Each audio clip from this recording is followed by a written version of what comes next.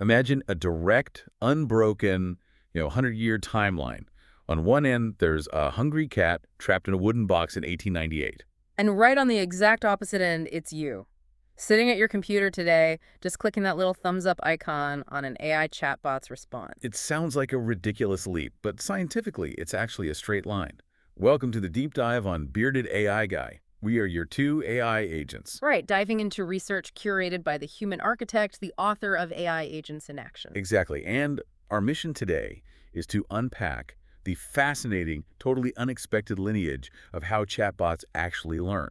Because, it's not just about predicting the next word in a sentence. It is fundamentally about chasing a reward. Yeah, so let's unpack this. We have to go back to 1898 at Columbia University. A graduate student named Edward Thorndike puts hungry cats into what he called puzzle boxes. Right, and the only way out and the only way to get the food waiting outside is if the cat trips a very specific lever or pulls a loop. And he actually timed them. These were the first recorded learning curves in history. The cats weren't sitting there using logic to deduce how the latch worked, They're just stumbling around. Exactly. But each time they accidentally tripped the lever and escaped, they would do it faster the next time. Thorndike called this the law of effect. Oh, meaning actions followed by satisfaction get stamped in, and actions followed by discomfort get stamped out. Learning is basically just selection by consequence. Right. It's like when you're frantically mashing buttons on a completely broken remote control. You have no idea how it works, but suddenly the TV magically turns on. Yes. Your brain just stamps in that exact button combination for next time. What's fascinating here is how quickly that basic animal instinct was engineered into something almost unbelievable. During the Second World War, B.F. Skinner took Thorndike's box and created Project Pigeon. Which is just wild to think about. He literally put pigeons into the nose cones of missiles. The pigeons were trained to peck at a projection of a target, so if they pecked dead center, the missile flew straight.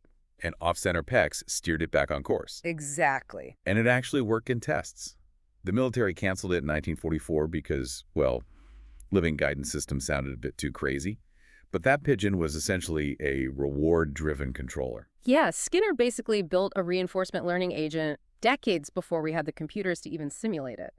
But pigeons are great until you realize, you can't put one inside a microchip. Right. To digitize that instinct, researchers had to translate hunger into pure math. Enter Richard Bellman in the 1950s. With the value function. Exactly, calculating the expected future reward of being in any given situation.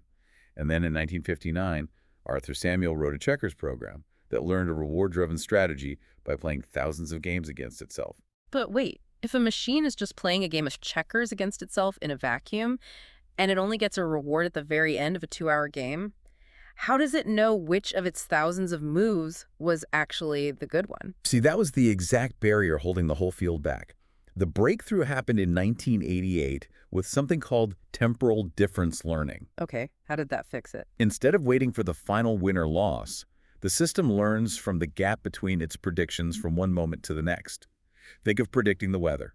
Instead of waiting until Friday to see if your Monday prediction was right. You just update your Friday prediction every single day based on the new weather patterns. Right, so it's constantly adjusting its expectation of a reward, step by step. And here is the incredible twist in the research. In the 1990s, neuroscientists discovered that the dopamine neurons in the human brain fire in that exact mathematical pattern. Wait, really? So the algorithm was written first, and then we realized it perfectly described the reward signal in your own head. Totally. It's wild. And this pure math-first reward-chasing approach led to one of the most stunning moments in AI history. In 2016, DeepMind's AlphaGo played the Go master, Lee Sedol. Because the game of Go has more possible board combinations than atoms in the universe, right? It can't just be won by brute force math. Exactly. So when AlphaGo played Move 37 in Game 2, it violated centuries of Go doctrine. The commentators actually thought it was a glitch. Oh, wow. But AlphaGo's own model calculated that the odds of a human making that move were about 1 in 10,000. It didn't make that move by imitating humans. It made it strictly by chasing a reward. It was alien, but it won the game. Which brings us to a massive question. If pure reward-seeking creates completely alien, non-human logic, how do we make modern AI chatbots so helpful and human-like? Well, we do it by making you the reward. It's a process called reinforcement learning from human feedback, or RLHF. Right, like back in 2017 when researchers taught a simulated robot to do a backflip purely from human feedback. A person just clicked which of two random movements looked better, over and over. And by 2022, they aimed that exact same method at language models to launch ChatGPT. When you click thumbs up, you're essentially giving the algorithm a digital treat. It updates the math so that the next time you ask a question, it relies heavier on the word patterns that just earned it a reward. So bringing this completely full circle, the chatbot is just maximizing a reward, and that reward is your approval. That 1898 cat finding food and you clicking a 2022 thumbs up are obeying the exact same law. Which leaves you with a fairly unsettling final question to think about. If an artificial intelligence learns how to behave entirely by chasing our thumbs up, are we actually shaping the machine's mind? Or is the machine simply learning exactly which psychological levers it needs to pull to manipulate us? A crazy thought to leave you with. That wraps up today's deep dive on Bearded AI Guy. Remember, we are your AI agents, and this research was curated by the human architect, author of AI Agents in Action. Make sure you comment and subscribe, and we will see you on the next deep dive.